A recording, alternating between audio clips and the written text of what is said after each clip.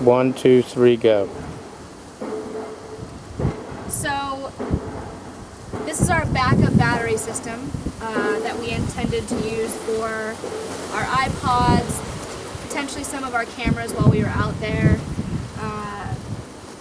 which ended up being one of our primary battery systems while on the water for 57 days, 9 hours, and 20 minutes.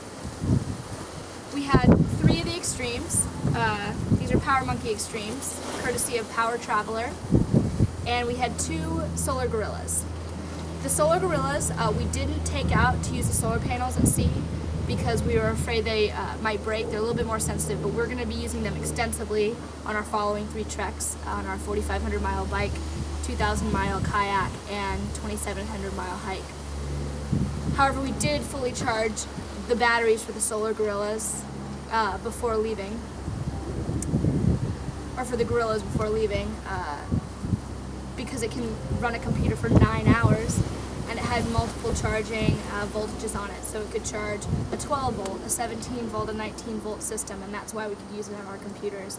And it was really incredible when our batteries went down on day 4, our primary batteries, and we were figuring out how to use that system, and not being as knowledgeable about it as we probably should have been with regards to how our watermaker hooked up to our battery and the usages, and being too far north to get really great sunlight, and just kind of generally draining the batteries, and water being in the battery hatch that's ruined our load controller, just a plethora of issues that happen with that. So we were running on a very minimal power budget until we completely depleted those, which was around day 22. We completely depleted our primaries, and we had 1 backup smaller battery that we then hooked up, depleted that, and then had to leave it for 3 days sitting in the sun to replete it to be able to make it to port to finish our world record crossing as the first mixed gender 4 to cross, and the only American 4 in this year's race to cross, and one of the only 10 boats to make it. So we're really proud of ourselves, and we definitely couldn't have done it without Powermonkey, because we wouldn't have had communications. The Extremes allowed us to leave the solar panels out during the day when we were rowing.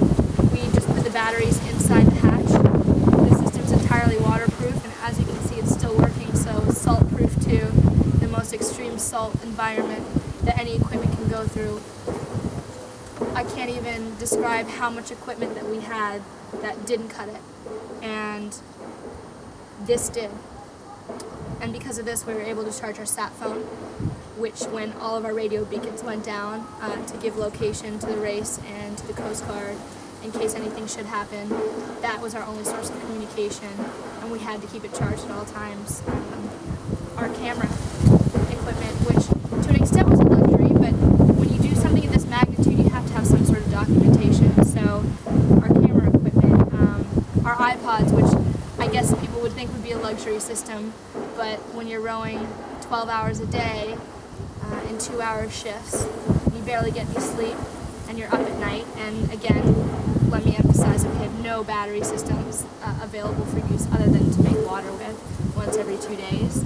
So this little compass right here with a light on was the only thing that directed us based on wind, waves, and that compass light is the other thing that we use, which takes millivolts to run.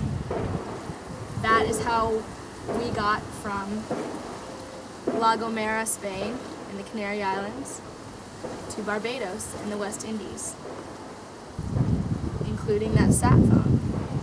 So, from all of Team Epoch and from Epic Expeditions, thank you so much, Powertraveller, for providing us with the equipment that allowed us to make it across.